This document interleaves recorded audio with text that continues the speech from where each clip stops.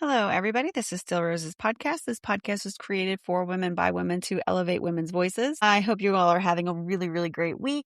Something I've actually been wanting to talk about for a really long time, and I kept forgetting. So I jotted it down so I would remember to do it when I got around to recording some more episodes. So physical fitness, you guys have heard me talk about it a little bit here and there. Well, maybe quite a bit. Who am I kidding? For our household and the important impact that it has on our household and how we are just in general as people. Personally, you've heard me talk about how it benefits me, how my working out benefited my kids, et cetera, et cetera. What I really want to actually talk about here is how we got started with this. Now, my husband has always been really big into physical fitness. It's always been his thing. When we started dating, he used to go to the gym for a couple hours a day. Now, this is not a prerequisite requirement for what I'm about to say, but if you have kids and you are worried about physical fitness for them, it can be easy to incorporate it in, but not in a way that feels like a drain on them. So the way that we actually got started was actually very simple. The kids were, I think, about 2 or 3 years old. Yeah. About 2 or 3 years old. We were living in our apartment up in North Jersey and very limited space. And our initial goal, pretty much with everything we did for the kids when they were toddlers, was we need to exert some energy. We need to get some energy out of these kids. So my husband's immediate thought was, well, physical fitness. We got to just we just got to do physical fitness for them. So what he started doing was we called it hang time, and he had a pull-up bar that he would set in the doorway in the bathroom, and then each kid would have a chance to hold on to it. Obviously, he's holding their bottom, or he was, had his arms around them in case they let go. But he made them understand, like, hold on to it. Hold on to it for 10 seconds. Let's see how long you can go. And so they were little, and their little chubby hands would hold on to it for as long as they could. Now, he was always there. He made sure there wasn't a tremendous amount of pressure being put on them if, just in case if they let go. Like he was right there. We made sure it was very, very safe. But that was like the first toe dip into it. The reason why he started with hang time was because he wanted to help strengthen their muscles in their upper body. He wanted to make sure that they all had enough physical shape that they could pull themselves up, handle their own weight, was really always been his goal. They need to be able to handle their own weight. Now it's plus some, but originally it was just handle your own weight. So it started with that.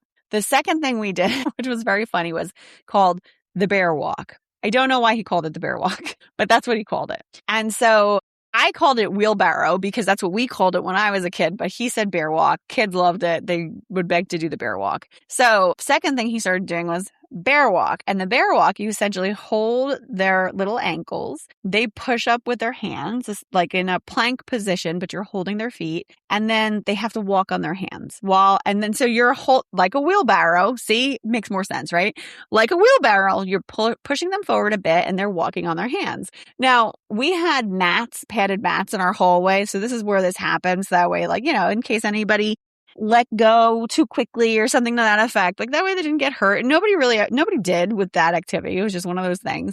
But that's where he started. He started there with little activities like that. Another big one for our kids that we did consistently because they were early risers when they were little. We would take them out by us, there was a really beautiful football field that had gotten installed, but it was open to the public because it also led into a park and a workout little area and stuff like that. So we actually used to take them there in the mornings. I'd pick up coffee and breakfast, like little rolls and things like that. And we would actually go there in the morning and we called it release the Kraken. And we would just let the kids run across the field. The field was massive, but it was gated. Number one, that was my favorite part. It was gated. It was clean. There was nobody around. So it was very safe. And they would just take off, flying, running. And it was the funniest thing to see because it was three little toddlers just hauling it across this football field. This was for their stamina. This is cardio. This is what's going to tire them out. When you have little kids, you know deep in your soul that it is very rare that you get to tire your kids out all the way, like really deplete their battery. This is one of those things. Running was a big one. And then, of course, and I say this grudgingly because you all know how I feel about this, you do have to get involved.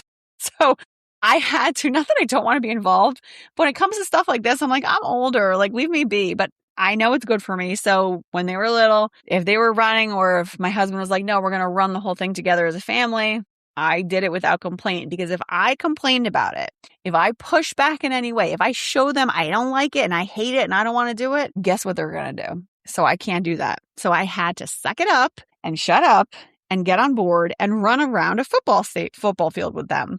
But then, so that was until they were 4 years old and 5 years old. Then we moved to South Jersey. More space. It allowed us to actually set up a little gym in the garage. Now, we've actually been the past 5 years filling it in with more equipment, filling it in with stuff. There's like now we have workout posters so the kids can see that what movements they're doing ties directly into a particular muscle in their body. I actually really wanted them to see that because I thought I love that and I thought that they would like that too. It's a nice visual. And so when we got here, my husband started giving them more traditional workouts. Now we had some traditional weights at home too, and they were little. So we're not giving them like heavy duty stuff, right? They had a 1 pound weight. We still have them because they're adorable. And plus I have grandkids.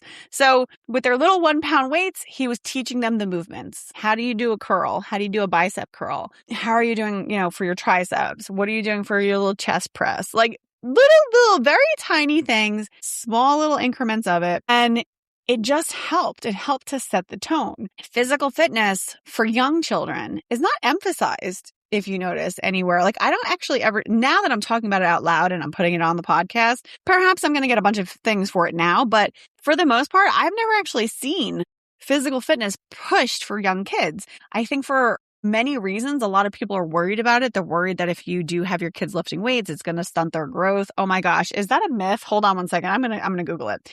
There's many reasons why people don't do it. They feel like it's not safe for their kids. They shouldn't be doing that right now. But the reality of it is it's good for them. Everything you're doing is good for them. Hold on. Let me look this up. Is working out for kids under 10 going to stunt their growth using light free weights? So let's see what AI says. Oh my goodness, everybody, listen to this. No, based on the best available evidence, using light free weights with proper supervision does not stunt a child's growth. Oh my gosh, shocker. This is a common myth that has been around for decades. Research has consistently shown that age-appropriate strength training is safe and beneficial for children, including those under 10 when it's properly supervised. Some benefits include increased strength and coordination, improved bone density, better balance and athletic performance, reduce risk of sports injuries, increased confidence and body awareness for kids around 8 to 10 years old, light dumbbells, typically 1 to 5 pounds, body weight exercises, resistance bands, focusing on learning proper technique, not lifting heavy weights. Boom. Let me tell you something. My husband would be really excited to see this because that is the method that he has been using this entire time.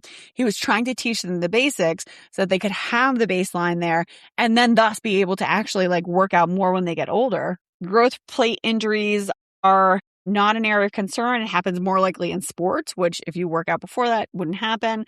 I have to tell you, this is one of those misconceptions that like enrages me deep in my soul because there are many health misconceptions out there that are touted around as if it's Bible. For example, and I'm going to actually say this one because it actually makes me really mad. We have been fed time and again, and it is so deeply ingrained in our minds that a big, full breakfast is what sets you up for success for the day. Oh my gosh, what a crock of guys, if you read up on it, if you really look into that, I can guarantee you, and I might do a whole episode on that. Actually, I think I have done a breakfast discussion episode, but it's BS. It is total BS. You know how that got started?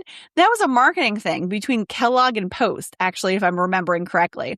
And they both had, I don't remember if it was cereal. There was a product that they both had. And they were competing with each other. And that's how this whole breakfast campaign started. Now, I love a good marketing ploy and I love marketing tactics. And this is one of those big ones that has permeated our culture for decades. And it was based in these two companies that were trying to beat each other out in sales. And this was the proposed campaign. And this is what sucked us all in. So now everybody wakes up in the morning and feels like I need to have pancakes, sausage, coffee, scrambled eggs, fruit on the side. Like you actually don't. And your brain is probably going to function better if you have a light breakfast. If you take a look at other countries, one of my neighbors was just recently telling me that when his family travels over to Italy, when they have breakfast over in Italy, the breakfast is a little cup of espresso and a little piece of toast. That's it. if you compare the health and weight issues in America to other countries, it is obscene. It is obscene. It's embarrassing. And here we are walking around saying, shouldn't work out. It's bad for you, but definitely eat a whole full breakfast. That's good for you. Oh my gosh, blowing my mind all over the place. How really crazy these concepts are that are accepted as truth, and generation after generation is just eating it up, quite literally eating it up, because nobody's thinking to question it. This is the biggest thing for me, guys. Like, anything that you do, if you're like, this doesn't sound quite right, look at it. Look at the angles. Take a step back from just accepting what's being proposed to you. And not that I'm definitely no shade to you guys. Like, cause let me tell you something. I'm 42 and I feel like I just woke up like 2 years ago. That's exactly where I feel. I feel like I just woke up. I feel like it just happened, because prior to that, I was absolutely just accepting all of this as truth, going along with it. And I'll say this, my kids get a good big breakfast. They just do. They wake up, they come down, they are hungry for the most part. So they eat a breakfast every single morning. Now, I don't force any big plates on them. If they tell me they're full and there's still food on their plate, I am not going to force them to finish that plate. If their stomach is full, then they need to learn their hunger cues. That's fine by me. Go ahead, toss it. Like, what am I going to do? I can't do anything about that. That's their hunger cues, right? Like, I'm not going to force them. Their stomach is as big as their fist. So if I give them 3 pancakes and 3 pieces of bacon, technically, probably just 2 pancakes and the bacon is going to fit. Like, we have to do something to stop this issue that is really just something that has been like pushed down our throats, and we really can do better. So that's why a big part of why I wanted to do this episode was to say, like, we can do this. You can encourage your kids to work out. Now, if you don't have little tiny weights, Five Below. You can get tiny weights at Five Below. A Five Below is a discount store in South Jersey, all over Jersey. They're all over the place in Jersey. I don't know if they're anywhere else outside of New Jersey, but I'm certain there's other stores like that. Walmart has pretty decent workout equipment. You don't need that much stuff. Maybe a floor mat and maybe some little tiny weights. Maybe it's not tiny weights at all. Maybe it's you doing exercise video with your kids, because this is helpful for you too. It's just setting the tone that this is important is really what's going to help the most. Look into it, research it. Don't take my word for it. I highly, highly encourage you not to take my word for any of this. I want you to research it. I want you to look this up. Find out for yourself, because you need to do what's best for you and for your family. Greatly appreciate you being here with me today. I greatly appreciate all of the new listeners that have been joining. It's been really exciting to see that. I hope that you all have a great rest of your week, and I'll catch you on the next one. Take care.